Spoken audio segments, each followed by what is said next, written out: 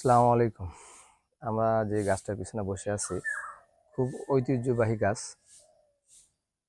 প্রথমত কেন ঐতিহ্য বললাম, এই গাছটায় মানে হিউজ শুটিং হয়েছে এক।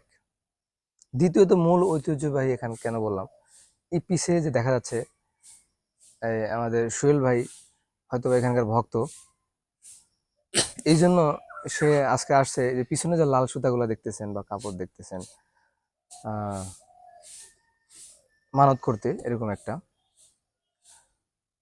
তো ভাইয়া কি নিজের মুখে শুনতে চাই, আসলে কি ঘটনা কি এটা? ভাই প্রথম কথা আমি এখানের ভক্ত না।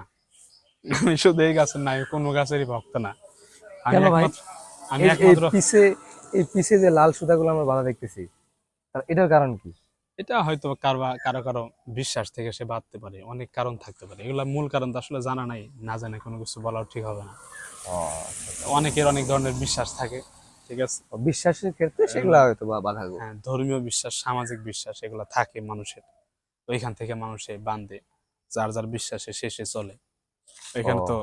আচ্ছা আচ্ছা। তাহলে প্রথমে আমি যেটা বলছিলাম ওইটা সঠিক না? না, আমি আসলে এখানের ভক্ত টক্ত না। ও আচ্ছা আচ্ছা।